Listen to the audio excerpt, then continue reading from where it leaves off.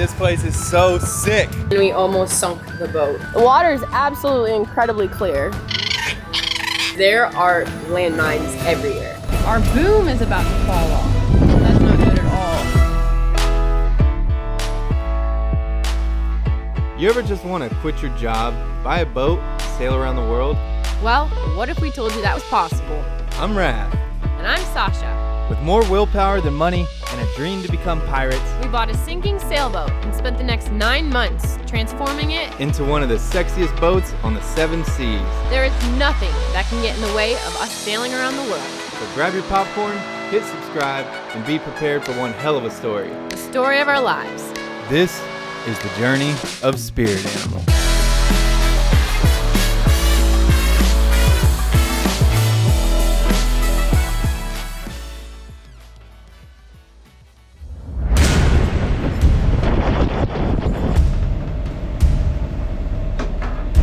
I made a pretty crazy discovery.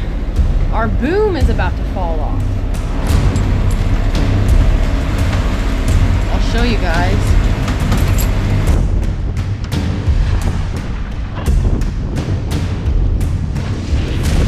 You guys see that? That's not good at all. It was the beginning to our longest sail yet. We were heading from Crooked Island to the Virgin Islands, which we planned to be anywhere from 5 to 7 days. We lost our wind instruments, our depth sounder, squalls were popping up left and right, and our boom was literally hanging on by a thread. Definitely have to pull in somewhere. We were out in the middle of nowhere, with no Wi-Fi or radar to check how big these storms were, and the next closest island was a 6-hour sail away. And getting hit with another squall right now. So we set course to the uninhabited Plana Keys to go make some much needed repairs.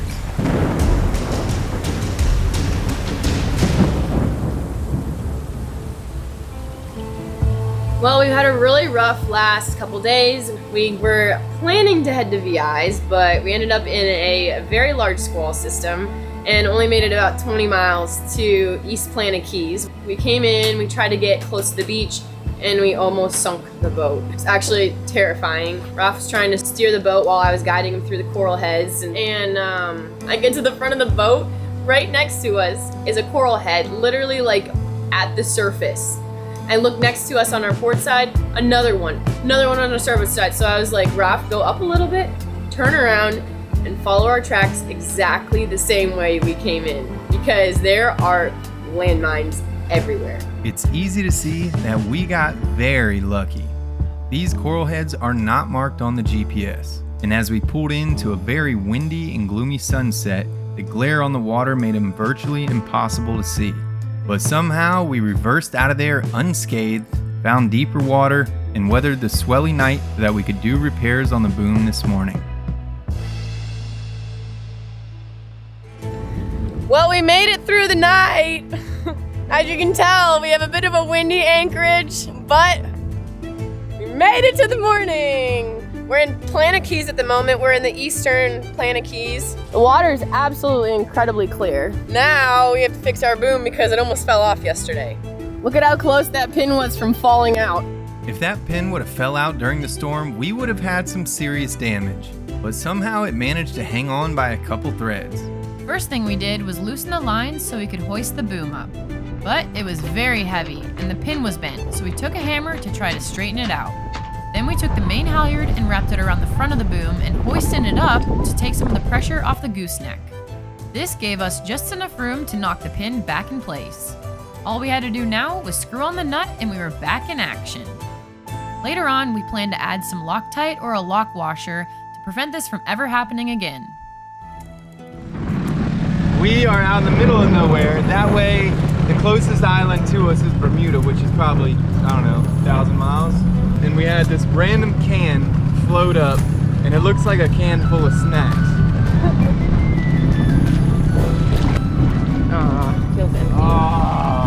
That looks so good. I thought it was cookies. Wow, absolutely nothing inside. The hype was real. That's a heartbreaker. Well, the cookie jar was a major letdown. but we were still excited to go explore this uninhabited island. So we weaved our way through hundreds of coral heads and headed towards the remote shores of East Planet Keys. You guys, that's what we almost hit yesterday. Those coral heads at the surface where it was supposed to be sand. Always have to keep an eye out in the Bahamas. Wow. Probably some cool stuff that washed up. Like drugs. Drugs aren't cool, actually, but we could sell them. Look at all that bait. Man, this is like a gold mine. Welcome to the middle of nowhere. Here's my theory. These guys rolled up here back in the day, didn't see the coral heads, got trapped, sank. What do you do when the boat's going down? You grab the treasure, put it on your dinghy, you go to shore, and you hide it. That's definitely what's going on here. Let's see what's up there. Holy cow! It literally looks like a golf course up here. This island is absolutely incredible. Planet Keys are two small islands in the southern Bahamas. They lie in between Acklands and Turks and Caicos, and if you happen to see another boat while you're here, you would be lucky. It's no surprise that such a small and remote island doesn't have much history. However, there's a strong argument to be made that this is the very first island Christopher Columbus stepped on when he found the New World. And 500 years later, we're exploring and walking around the same beaches that they did, although we only had about 30 minutes to do so.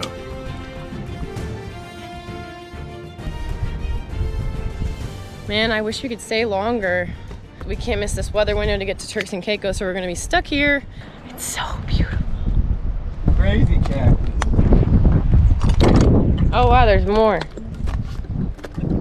This guy's really showing off. Yeah, that one's pretty. You could sell that probably for like $500. Should we take it and raise it as our own plant? Let him be. I'm not much of a horticulturist. Well, that was a cool little island. We shall come back one day. Right, Raph? Yeah. We're gonna go check out the water and then off to Turks and Caicos. We jumped in and the water was beautiful, crystal clear with coral from floor to ceiling. As we swam around, we were surprised to find that there were not that many fish, although there were plenty of places for them to hide, which could have been the reason. We did stumble across a turtle and a few sharks, and then I got distracted trying to chase down a squid for dinner. Meanwhile, Rolf was searching for odd-shaped rocks and old remnants of shipwrecks, because as we found out, this would be a pretty easy place to sink a ship, especially in the days before chart plotters. After a very short dive, it was time to head back to the boat and pull anchor and head east towards Turks and Caicos. Riders, start your engine! The engine was cranked up all for about 3 minutes until we could pull up the sails and cut it off.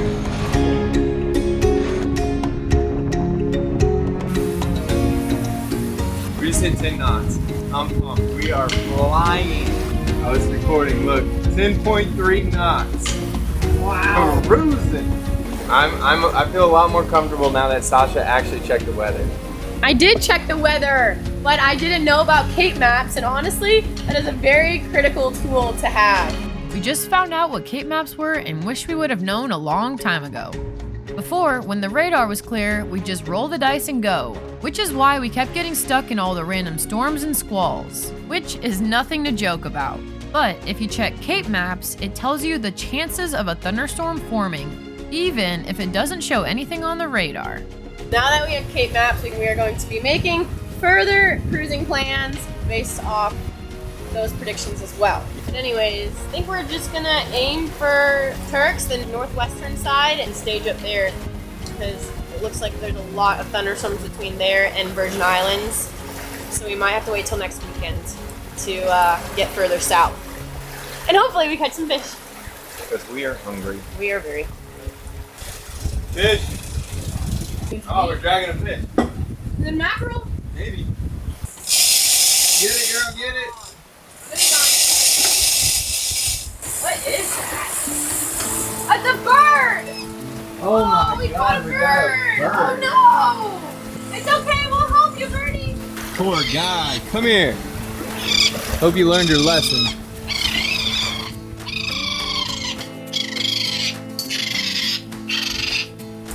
Well, that's called natural selection. You shouldn't be biting plastic baits, huh? You're a lucky bird.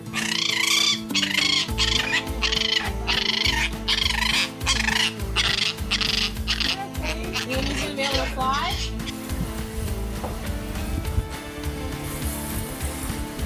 Yay, he flew away! Well, that was lucky. He flew away. I felt so bad.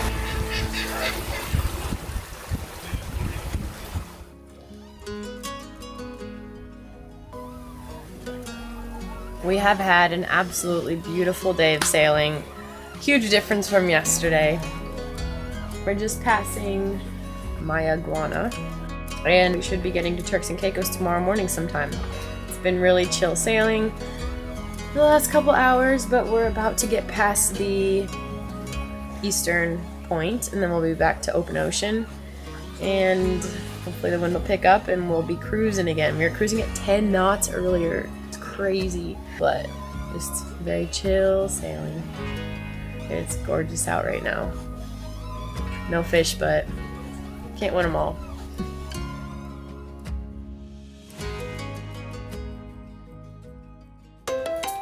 We have officially made it to Turks and Caicos. It felt so good to arrive here, but we weren't staying long. We were strictly waiting for a weather window to head further south. First thing we did was clear customs, which was pretty easy, but we paid around $200 for a 1-week visa. Let me tell you, it's not cheap. Then we went and got some food. The deli sandwiches were absolutely amazing, especially since we've been eating so much fish and rice the last few months. Oh my god, this is so good. After that, we went and checked out one of the local floating bars. Civilization! We're back! And then had a couple amazing sunsets as we waited for a weather window. A few days of patiently waiting, and we finally had our chance to continue our journey south. The chances of thunderstorms were too great to take the I-65 route, so we decided to beat our way down the thorny path, making a few stops along the way. The first one being the Dominican Republic, which is a 2.5-day sail. It was the perfect start to our voyage, a day where time seemed to slow down and we could enjoy the moment, with plenty of time to clear the mind, reflect, and think about life. Although it's usually broken up between the occasional drag screaming out of a reel or a sudden change in weather. As night came upon us, it took the wind, but we weren't complaining because it was absolutely beautiful. Our spreader lights lit us up like a lightsaber, and the moon danced amongst the water. Which was undisturbed by the light winds that gently propelled us forward. So far, the conditions have been perfect. I mean, we were actually able to take a few naps. However, that didn't last for long. Occasionally, the wind and the seas clashed, depending on where we were at and which weather systems were coming through, making us adjust our sails or change our headings. All right, we just caught one little tuna, but that is gonna feed us for at least a day, maybe two. Sasha just went down to take a nap, but she's gonna be extremely excited to have poke bowls because we are out of fresh fish. We're on the banks right now, in between Turks and Caicos and the DR. We're gonna ride these banks as long as we can and point straight at Samana. That's the plan until we run into weather and then things change. Despite the turbulent weather, we still found ways to enjoy ourselves, like playing our favorite board games, chess and backgammon. Good game. However, we also had to keep our eyes on the horizon because the forecast called for thunderstorms and we wanted to do our best to sail around them. We motored all through the night and finally got some wind this morning, and now we've just been sailing in some very sporty weather. We've got both of our sails reefed right now, double reefing our main. We have probably a third of our head sail out. It's gonna be a sporty night. As we sailed into our final night, the conditions remained challenging. Despite the inconsistent rock of the boat, Sasha was somehow able to make us some fresh tuna from the fish earlier, which was the perfect meal to prepare us for the long, rolling night ahead. Last night was brutal, and I just want to show you guys how brutal it was. Our bed is literally off. This is how wavy and rocky and nasty it was last night. Oh well, we're almost there. The weather decided to calm down as we neared the Dominican Republic, and it wasn't long until we could finally see the mountains off in the distance. As we approached, we hooked up on a nice little skipjack, which we typically only keep if we're in desperate times. We are off the coast of DR. We caught a skipjack and we gave it to this little fishing boat. It had like a gentleman and an older lady on it, and the older lady was so happy with the fish. It was so nice to see her smile. Adios! Good luck. Adios. It's pretty mind-blowing coming from the flat Bahamas and seeing the mountains in the distance. You think you're there, and then hour by hour the mountains keep growing and growing, till eventually you get close enough to realize that you are in a whole nother world. Massive mountains surrounded by luscious jungle. And as we sailed down the coast, we couldn't help but to feel overjoyed that we were about to spend the next 2 weeks exploring this crazy island. We are sailing past the Dominican Republic right now, and this place is epic.